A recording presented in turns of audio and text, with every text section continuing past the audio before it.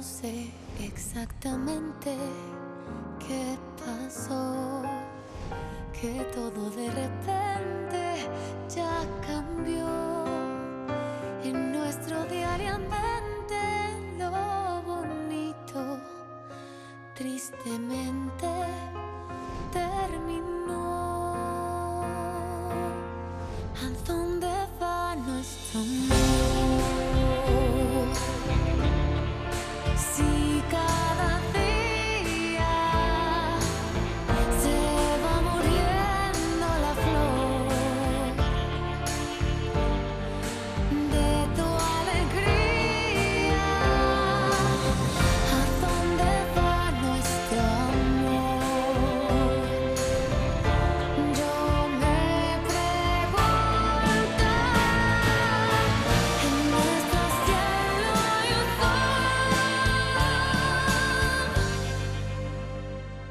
en agonía.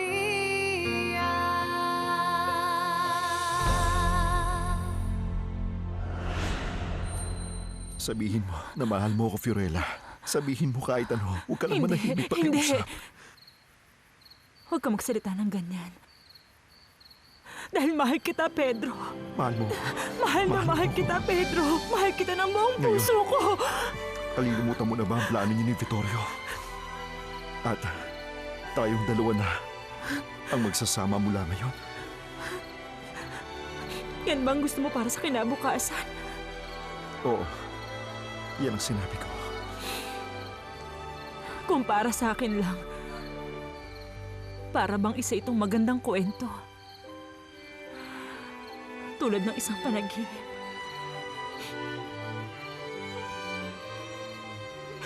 Ngunit hindi siya totoo, Pedro. Dahil ako'y malapit ng ikasal. At ako'y nangako na kay Vittorio. Pero, paano na yung pagmamahalan natin?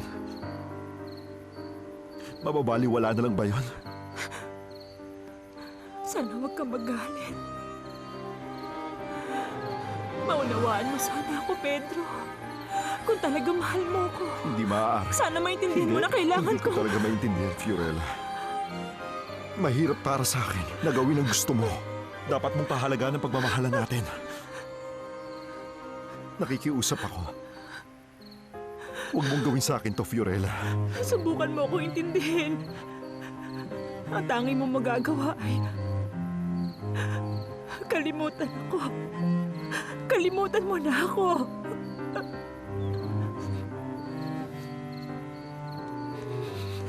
Sandali lang, Fiorella.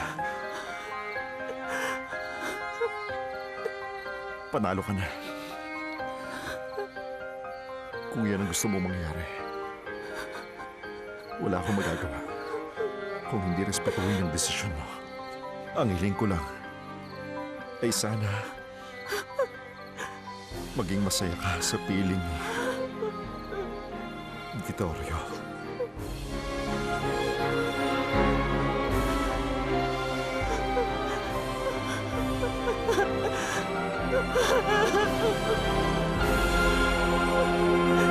Ay, Diyos ko. Hindi naubos ang panahon ko kay Fabio. Nalutas ko ang sitwasyon sa Monterrey. Hindi ko sinabi sa'yo imbestigahan mo si Fabio. Hindi. Dahil ba nasa kama ka niya?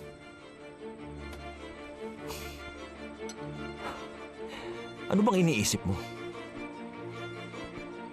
Na true love na yun, ha? Ano ka ba, Sonia?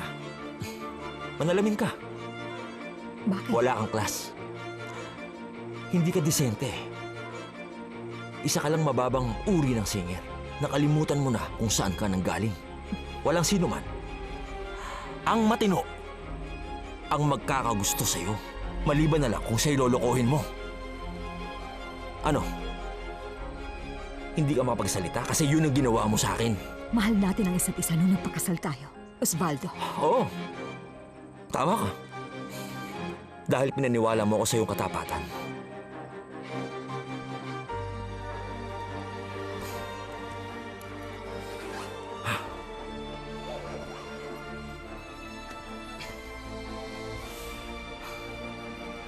Pero pag nalaman ko na habang nasa Monterrey ako na nakikipagkita ka kay Fabio. Tandaan mo, papatayin kita. Alam kong hindi mo inilagay ang singsing sa kwarto ni Fiorella. Kita mo, Julieta. Inosente ako. Pinagbintangan ako ng walang katibayan ng halos lahat ng tao. Kilala niyo ang kumuha? Si Roxana. Sa tingin ko, mukhang gusto niyang mapatalsik ang Italiana. Kaso ako ang napalayas at walang kwentang dahilan. Natural yun, Anibal. Kasalanan mo. Dahil nilandi mong katulong at sinubukan mong akitin gamit ang singsing ko. Wala ko itatago sa iyo. Kilala mo ko, hindi ko lang mapigilan ang sarili ko. Kaya nga naghanap ako ng doktor para suriin ako. Talaga? Oo, mahal ko. Kaya patawarin mo na ako. Huwag mo kong basta talikuran. Sana isipin mo na lang ang pinagsamahan natin dalawa. Hindi ko alam. Julieta, ako ang unang lalaki sa buhay mo. Tiniis natin dalawa ang pagsasamang walang anak. Julieta, babaliwalain mo na lamang ba ang pinagsamahan natin?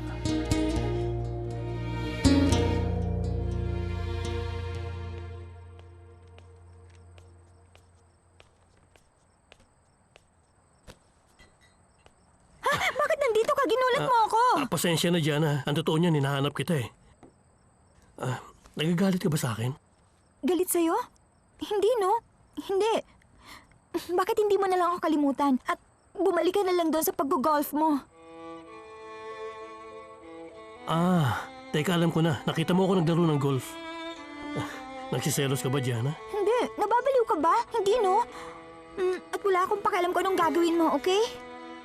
Okay, cool ka lang. Hindi ako nagpunta dito para dyan. Eto, Ano to? yan na yung mga kailangan mong papeles para makapag-aral ka na dito sa Mexico, Diana. Seryoso ka? Oo, sa wakas matutupad na ang pangarap mo na makapag-aral ng medisina. Ano, okay na ba yun? Oo. Kung ganun kinuha mong lahat ng ito para sa akin, Siyempre, ganyan magkaibigan, di ba? salamat. Salamat. Salamat na marami. O ano? Ano sa tingin mo, Julieta? Kalimutan na natin ang nakaraan at magsimula tayong muli para nung una tayo nagkakilala. Hindi ko pa alam, Anibal. Magulo pa ang aking isipan.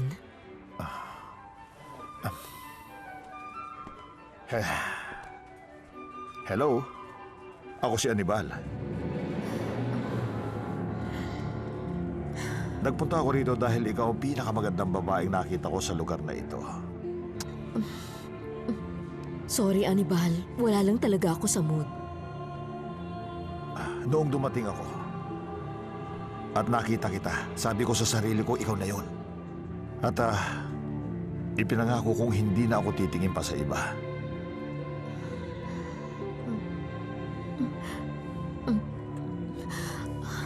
Anibal. Seryoso ako, mahal ko. Handa ako magbago para muli ka mapa sa akin. Magiging tapat ako sa iyo. Sana mabigyan mo pa ako ng isang pagkakataon. Pupunta muna ako sa banyo. Babalik ako.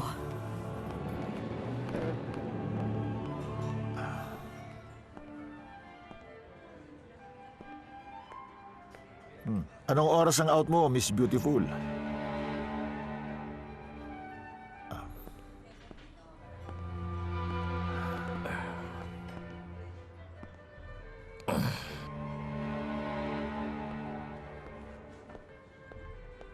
Anibal,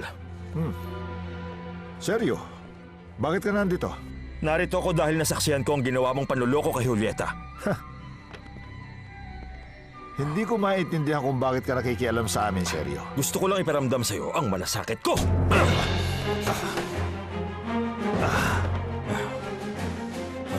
Ano nangyari dito?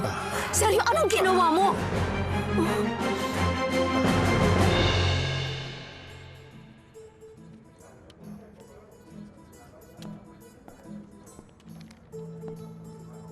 Don Vittorio, Benito, ano, dala mo na ba ngayon ang ebidensya? hindi. Pero kasama ko si Fiorella.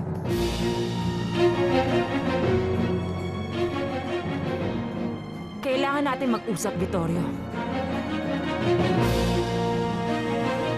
Hindi, Fidel. Hindi niya mahal si Vittorio. Naintindihan mo? Wala siyang pagmamahal sa taong yun.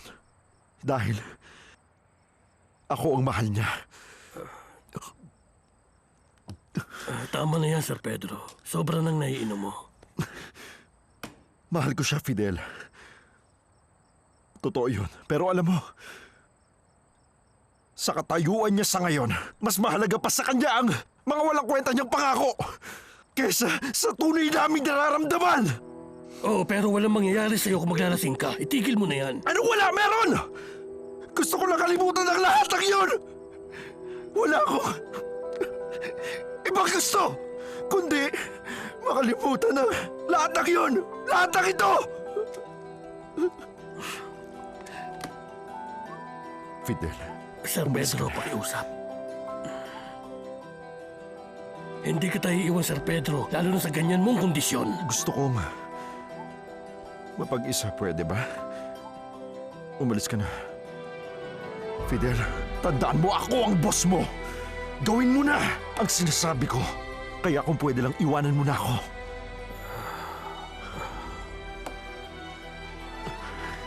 Sige, Sir Pedro.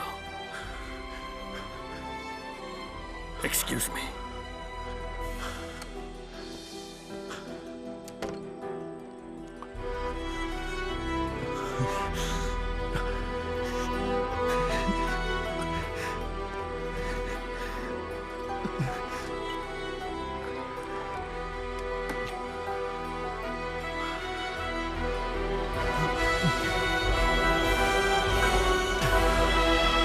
Sinisiguro ko sa inyo na walang nilokong tao si Fiorella. Hindi niya nilokong pamilyang Angeles, maging magulang ko o ikaw. Hindi siya gagawa ng ganong bagay, Don Vittorio. Ano pa, Benito? Sabihin mo na!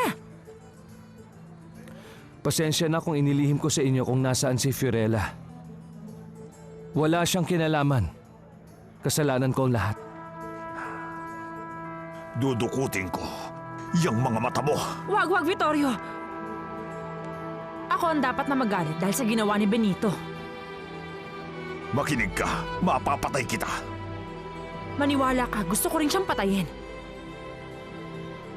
Pero sa tingin ko, kaya lang niya nagawa ang mga yon dahil akala niya mahal niya ako, tama ba ako? At hindi dahil isa siyang masamang tao. Hindi, Fiorella. Nahulog talaga ang loob ko sa'yo. Kaya mas lalo kitang papatayin. Ang lagay pa lang yun, may gusto ka sa nobya ko. At inilihim mo sa akin kung nasaan si Fiorella, bagamat alam mong hinahanap ko siya. Naiinis ako sa sarili ko dahil nagpaloko ako sa'yo. Huwag ka na magalit, Vittorio. Naayos ng lahat, wala nang problema. Narito na ako. At yun naman ang mahalaga. Umalis ka na rito, Benito. Umalis ka na habang may oras pa. Ayoko makita ang pagbumukha mo. Lumayas ka!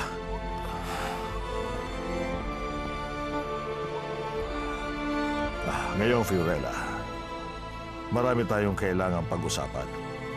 Oo, alam ko yun.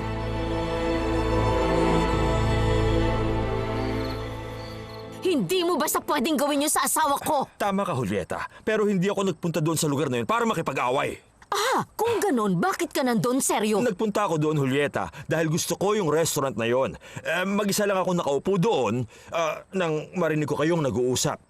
Aha, nagkataon lamang, di ba? Oo, tama ka. Nagkataon nga lamang talaga. Ang sa akin lang, Julieta, hindi ko masikmura na nagsisinungaling siya sa'yo at lumalandi sa kung sino-sinong babae. Bago ka magsalita, seryo, tignan mo muna ang sarili mo. Inaamin ko, lumalabas din ako kasama kung sino-sinong babae. Dahil hinahanap ko pa ang babaeng tunay kong mamahalin. Kung meron akong asawang tulad mo,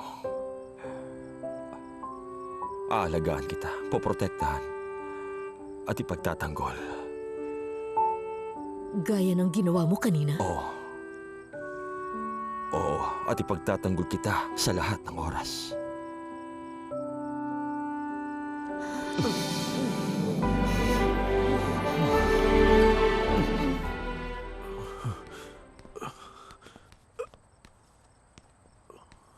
Pedro? Okay ka lang ba? Hindi. Hindi ako okay. May babae akong nais makalimutan at hindi ko Talaga? kaya. Sinong babae? Hindi mo ba alam, ha? Hindi ba obvious? Hindi. Alam mo naman ako, Pedro, hindi ako magaling makiramdam. Kaya bakit hindi mo na lang sabihin sa akin? Alam mo ang dapat. Hindi ako nakipagrelasyon sa babaeng katulad niya. Alam mo, Wala huwag siyang mong itulad sa kwenta. isang bagay ang mga babae, Pedro. Na pwede mo na lang basta angkinin. Inangkin siya ng iba. Hindi ko na siya pag-aari. Hindi na. Dahil pagmamay-ari na siya ng iba. Pero handa ka pa rin bang ipaglaban siya? Hindi. Malay mo, hinihintay ka lang ng babae na ipaglaban mo ang pag-ibig mo sa kanya.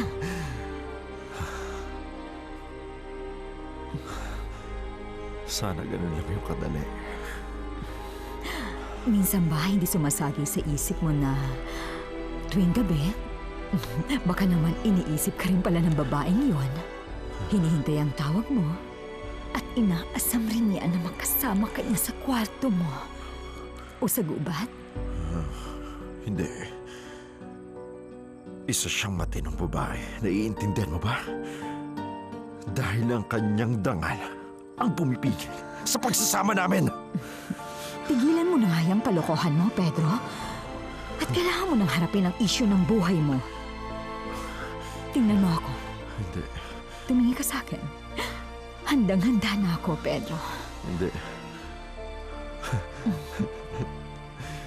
Ano bang sinasabi mo, Sonia? Halika, pumunta tayo sa kwarto mo. Halika na. Ako bahala sa'yo.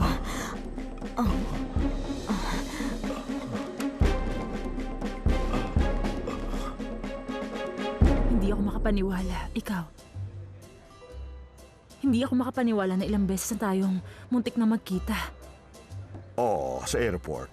Noong nagpunta ako sa bahay ni na Adela at Reynaldo. At dito, sa restaurant na to. Noong unang beses ako nagpunta kasama ni Sir Pietro. Talaga. Ang lahat ng ito ay nakaraan na.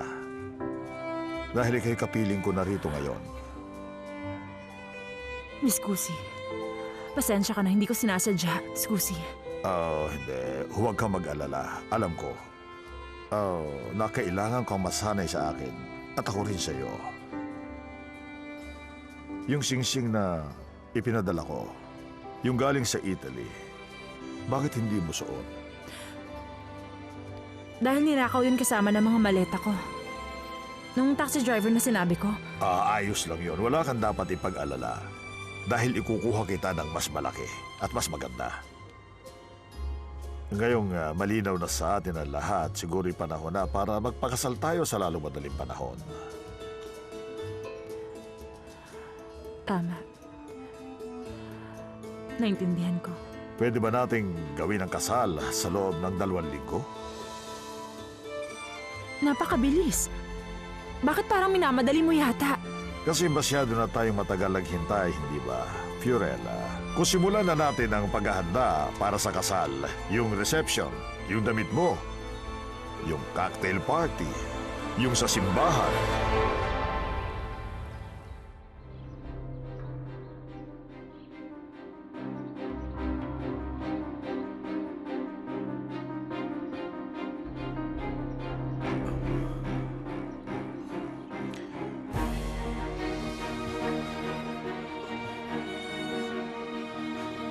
Sonia.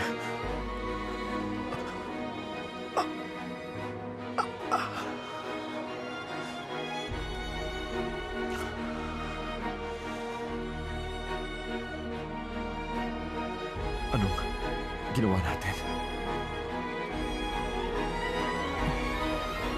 Hindi maaari. At si Vittorio, hinatid niya ako pauwi rito. Naniwala ba siya sa'yo? Oo. Pero ngayon, kinamumuhian niya si Benito at may maganda siyang Huwag ka dahilan. masyadong malupit kay Benito. Pinagtatanggol ka lang niya. Yan ang sabi ko kay Vittorio, na ginawa niya lahat para sa pag-ibig. Maling uri ng pag-ibig, pero pag-ibig pa rin. Pero may punto si Benito. Kung sa tingin ni Mr. Vittorio na isa ka ngang manloloko, iiwanan ka niya. At pwede mo na makapili muli si Sir Pedro. Hindi! Oo, ate. Tulad ni na Valerie at Giovanni Francesco. Ay, para tayo nanonood ng soap opera. Hindi, Gianna. Hindi ko hahayaan na isipin ni Vittorio na niloloko at pinaglalaroan ko lang siya. Ayos ka lang ba? Anong nangyari? Alam mo na. Hindi yan totoo. Hindi yan totoo, Sonia. Hindi. Hindi mo ba naalala? Ang huli kong naaalala ay binuksan ko ang bote ng tequila sa opisina ko at Oo, tama. Medyo lasing ka nung magkasalubong tayo sa pasilyo at pinilit mo akong pumasok sa kwarto mo. hindi kita pinilit. Pinilit mo ako. Hindi yan totoo. Ngayon, naiintindihan ko na kung bakit kaagad mong ipinadala si Osvaldo sa Monterrey para magtrabaho. Para makasama ako nang hindi niya nalalaman, tama ba? Hindi. Hindi talaga ako nagsisisi sa nangyari sa atin. Higit ka na mas masarap kasama kaysa sa pinsan mo. Dinala niya tayo sa Mexico na may mabuting intensyon. Yan ang tingin mo, ate? Eh, yung pinadala niya ng picture sa'yo, nung bata pa siya. Yung ba may magandang intensyon? Alam ko yon pero ginawa niya yun dahil mahal niya ako. Yan ang sagot mo sa lahat ng bagay. Paano may papaliwanag ng pag-ibig ang lahat ng nangyari? Kaya ang mabuti pa, talikuran mo ng pangako mo kay Mr. Vittorio at makipagbalikan ka kay Sir Pietro na mahal mo. Shh, Gianna! Baka may makarinig sa atin. Ang importante ay nakatira ka rito sa bahay na ito. Na may mga hardin at preskong hangin. Magiging maayos ang lahat. Pero Ate Fiorella, patuloy mong isinasakripisyo ang sarili mo para sa akin. Hindi sakripisyo yun para sa akin. Pero sakripisyo yun. Ano mangyayari sa inyo ni Sir Pedro? Basta tayong dalawa yung magkasama. Yun lamang ang mahalaga. Hindi ba? Tama, ate.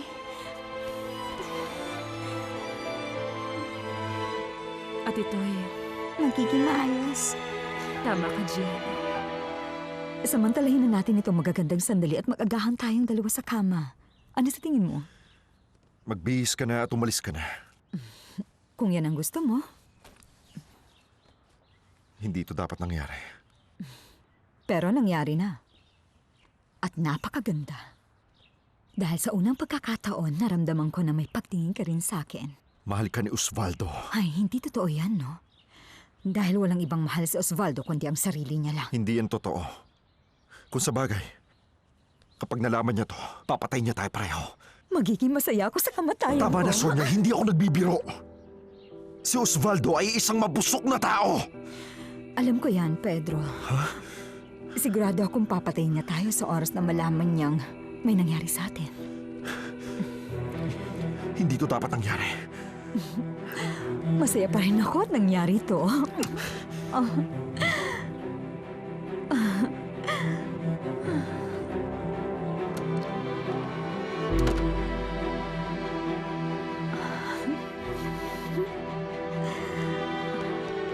Sandali, anong ginawa mo sa kwarto ni Pedro? Wala. Si Pedro kasi may kinailangan sa akin. Ibinigay ko lang. Kinailangan? Oo. Pwede bang humingi sa'yo ng pabor? Ano yun?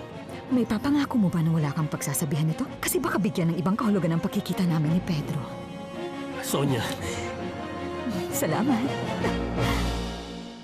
Kailangan ko nang kalimutan si Pedro. Pero hindi mo pwedeng gawin yan, Ate Fiorella. Mahal niyo ang isa't isa. Oo. Pero may pangako akong dapat tuparin. May kasunduan na ba kayo ni Mr. Vittorio?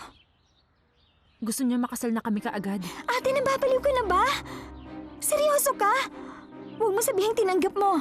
Tinanggap mo ba? Ay, salamat, Saint Biagio. Humingi ako ng ilang araw para pag-isipan. Teka, pag-isipan ng ano? Kung magpapakasal ka sa loob ng 15 araw o 3 buwan, ano ate? Hindi ko alam kung kailan, Gianna. Pero kailangan ko magpakasal. Nangako ako sa kanya. Ito rin ang paraan ko para parangalan si Papa, hindi ba? Si Papa ang lumapit kay Vittorio para tulungan tayo. At naroon siya sa oras ng ating kagipitan. Pero nagbago ng kalagayan natin, Ate Fiorella, at hindi mo na siya kailangang pakasalan. Ang nais ko lamang ay ipagpaliban kahit sandali. Dahil hindi ko alam kung paano ko to haharapin. Ay, Ate. Kay sarap mabuhay kung may pag-ibig. Ang pag-ibig ay sadyang makulay. Mag-usap tayo. Hindi mo ba nararamdaman ang pag-ibig sa hangin? Hal, hindi ko alam kung pag-ibig nga. Ngunit sigurado ako na hindi hinahanap ni Julieta si Anibal dahil may bagong napupusuan si Julieta sa pamilyang ito. Seryoso ka? At sino itong pinag-uusapan nyo? Dahil alam nyo, wala naman ako niloko. Mabuti na lang at hindi ako. Huwag kang masasaktan, sir. Hindi. Hindi ako nasasaktan sa mga pahayag mo, Federica. At alam kong hindi rin si Julieta. Dahil tunay siyang babae na malinaw ang pag-iisip. Hindi tulad mo na magulo ang utak. Tama ka. Anong pinag-uusapan niyo? Mukhang dumating na ang Diyosa ng pag-ibig. Pero pag-ibig para sa pera, siyempre. Kunin mo ako ng Kung break. pwede lang, huwag niyong sirain ang araw ko. Parang awa niyo na. Sinong wala? Si Pedro. Pati si Osvaldo, ang asawa mo. Alam naman ng lahat na nasa Monterrey si Osvaldo. Naghahanap buhay siya. Tama. Anong nangyayari? Bakit maganda ang gising ng mga tao ngayon? Dahil magandang disposisyon mo, Senyora Eloisa. At sapat na yun upang maging maayos ang pakiramdam ng lahat, hindi ba? Touché. Ay, sana huwag tayong paghintayin na matagal ni Pedro. Baka napuyat kasi siya kagabi o kung ano man. Oo nga. Sandali lang. Ayoko. Pwede ba mag-usap muna tayo sandali? Marami akong sasabihin sa'yo. Makinig ka muna sa akin. Nasabi mo ng lahat, Benito.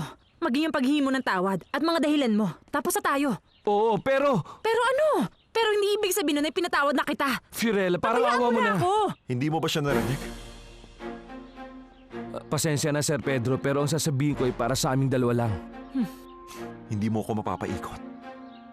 Baka nakakalimutan mong narito ka sa pamamahay ko at dito ako ang batas. Malinaw ba? Malinaw, sir.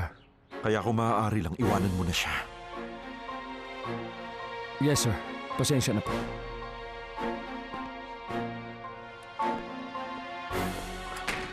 Fiorella, pwede ba tayo mag-usap? Sa Vittorio. Pero palaging ganon. Matatagpuan mo rin ang para sa'yo. Alam mo ba, wala akong swerte sa lalaki. Lagi na lang nila akong iniiwanan. Pero Diana, At nung makita ko, ang tamang lalaki. Yung mga ginong Italiano na pinapangarap ng bawat babae. hindi, makinig ka. Ang katotohanan niya ay... Tapos may biglang babaeng lilitaw at tatangayin siya. Nagkita ba kayo ng boyfriend mo?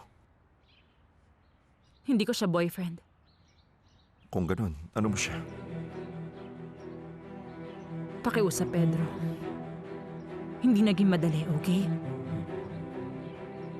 Ayokong pakasalan si Vittorio, pero nangako ako sa kanya at hindi ko basta pwedeng... Pedro, nandiyan ka lang pala. Ikaw na lang ang wala. Kompleto ng lahat para mag-agahan. Susunod ako. Ano ka ba? Huwag mo nang hintayin na magalit ang lola mo sa'yo. Ang sabi ko, susunod na ako. Okay, sabay na tayo. At ikaw naman sa tingin ko hindi ka kakailanganin ni Senyora Eloisa. Kasama niya naman ang pamilya niya, hindi ba? Hintayin mo na lang siya dito. Halika na. Kakain na tayo.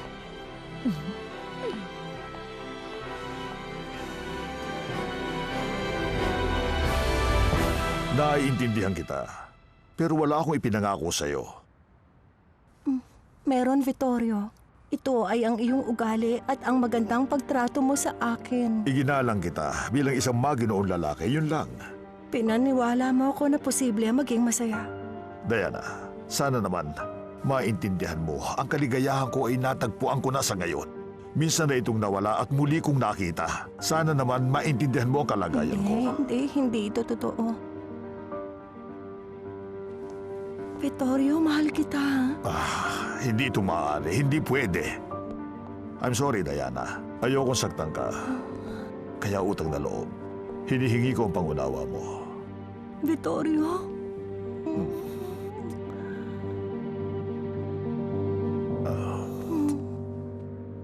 Seryoso ako.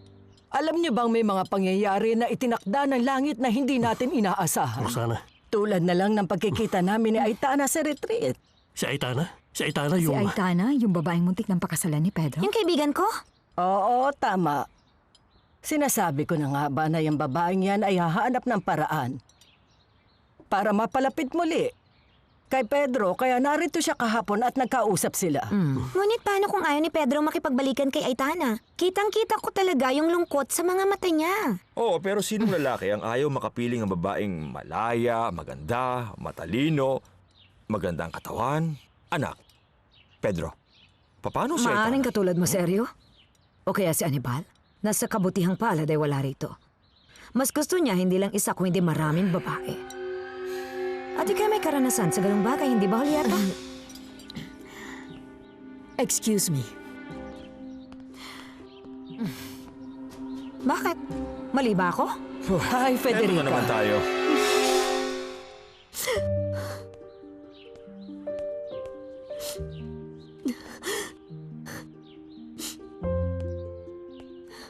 Excuse me.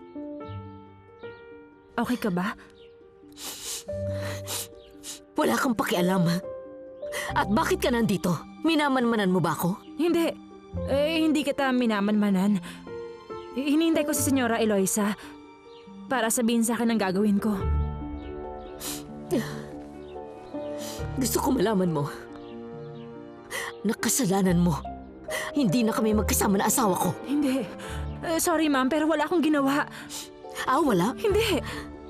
Ni minsan na hindi ko siya inakit. Si Sir Anibal ang unang lumapit sa akin. Maniwala ka! Pero syempre, dahil ikaw ay maganda. Hindi. Kayo po ang magandang babae.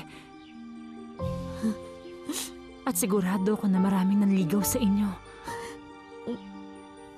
Hindi. Si Anibal lang.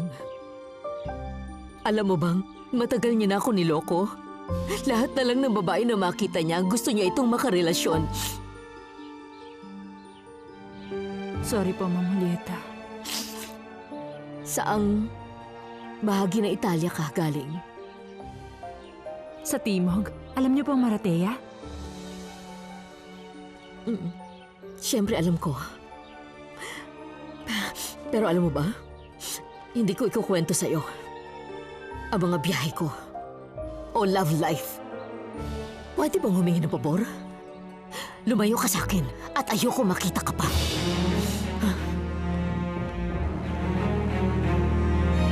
Bakit ba ganyan ka kung makapagsalita sa tao? Pasensya na, Eloisa. Halatang masakit pa rin kay Julieta ang paghihiwalay nila ni Anibal, hindi ba? Alam ko, hindi may iwasan ng sakit, hindi ba? Halimbawa, kung naaalala niyo pa yung pagkamatay ng aking ama, at alam kong naaalala mo yung araw na namatay si Maximo. Masakit maalala ang mga araw na yon, hindi ba? Kahit nga hindi ko kakilala mga magulang ko eh. Ayoko ng ganyang biruan. Alam naman naming lahat ng ayaw mo ng biro, Senyora Eloisa. Walang nais magbiro sa ganitong sitwasyon. Tama ka. Kung ako ang tatanungin ninyo, ayokong makipagbiruan sa kahit na sino sa inyo. Maiwan ko muna kayo, pupuntahan ko muna si Julieta. Sasama ako Pwede sa'yo. ba tama na yan? Galangin naman natin si Lola. At saka na kayo makipagbiruan ng ganyan. Gael, Sonia at Roxana, magpunta na kayo sa opisina. Dito na muna ako. At ako'y magtatrabaho. Pedro, teka. Pedro, kailangan kita sa opisina. Pwede bang ikaw na mag-asikaso niyan, Sonia? Kung may pagdududa ka, tawagan mo ako. Excuse me. Sandali. Kung nagawa niya rito ang trabaho niya, bakit hindi natin kaya? Ang sinasabi Pwede ba ko lang naman... tama na? Kung maaari lang gawin nyo na ang inuutos si Pedro sa inyo. Dahil kung hindi, sisiguruhin kong kayo ang maglilinis ng mga kubeta ng kumpanya.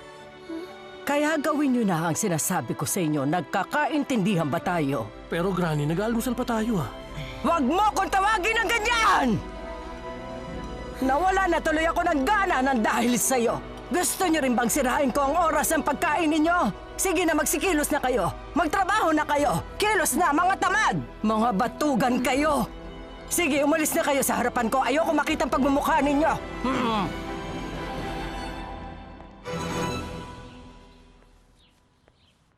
Senyora Eloisa, ano pong ipagagawa nyo? May nais akong kausapin.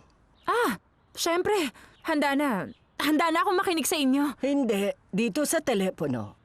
Pwede ka munang lumabas? Opo. Senyora Eloisa, excuse me. Tingnan mo nga naman ang alala na may mataas na ambisyon. Fiorella, bumalik ka muna sa servants' quarters. Tatawagan kita kung may kailangan ako. Opo, senyora.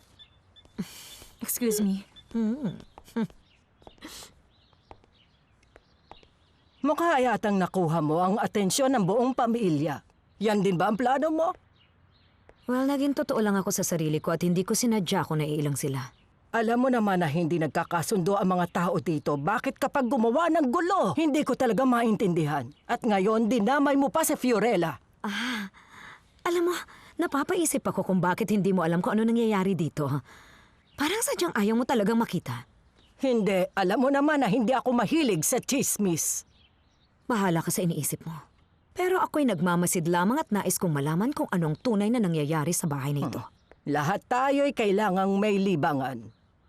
Hindi ko naman tinutukoy ang mga taong katulad ng iyong apo, si Gael at ang asawa ni Osvaldo. Hindi. Mukhang interesado ang lahat sa manang iniwan sa'yo ni Maximo. Alam ko iyon. Maging ikaw ay interesado. Interesado lamang ako sa mana ng ama ko. Pero wala naman siyang iniwan, hindi ba? Alam mo naman, Federica, na nung namatay ang tatay mo ay walang-wala siya noon. Sige na, umalis ka na at ayoko nang maulit pa ang pagpaparinig mo kay Julieta.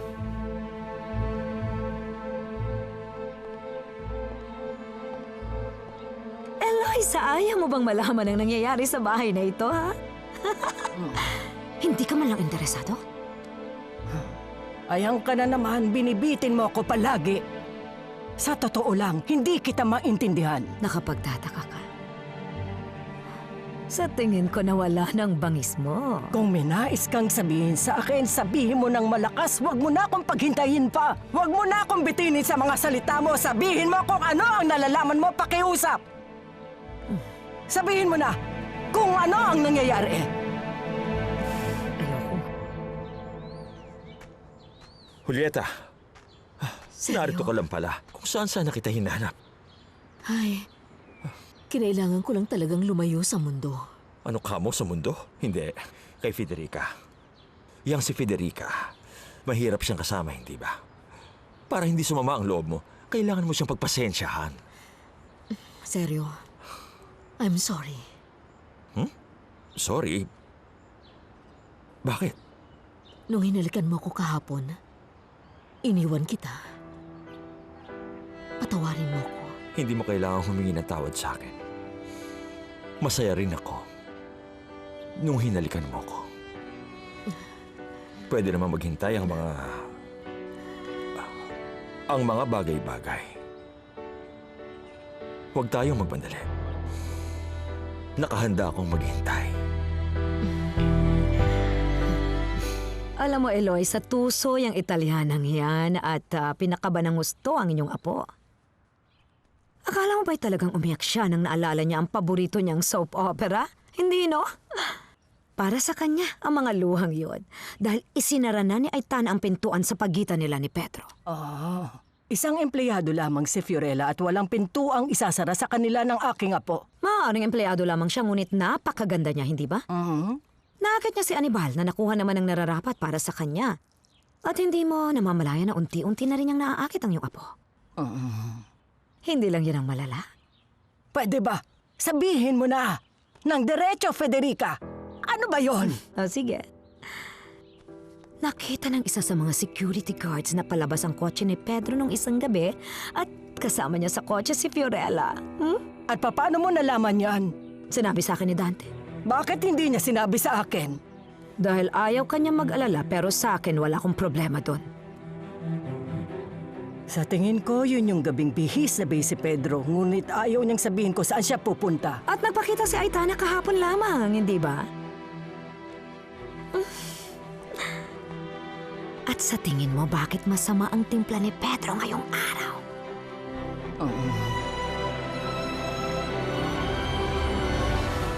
Hindi, Sonia.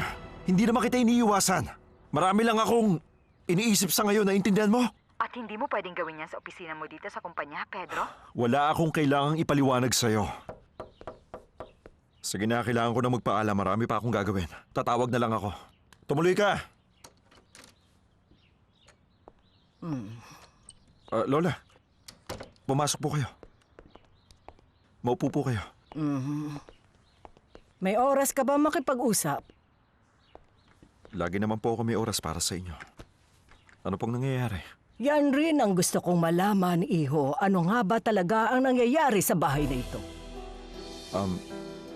Hindi ko po kayo maintindihan. Hindi mo naiintindihan, Pedro? Hindi po. Nagkausap po kami ni Sonia ngayon lang. Tungkol lang po yun sa trabaho. Hindi ko tinutukoy si Sonia. Kung hindi si Fiorella. Ano ba ang nangyayari sa inyong dalawa? Huwag mong sabihin, si Pedro ang lalaking nagugustuhan ni Fiorella. Tama. Sir, dumating na po yung Italiano na gustong pakasalan si Fiorella! Halika na. Gusto ko siyang makita. Halika na. Pedro, halika na. Pag-usapan natin ang kasal.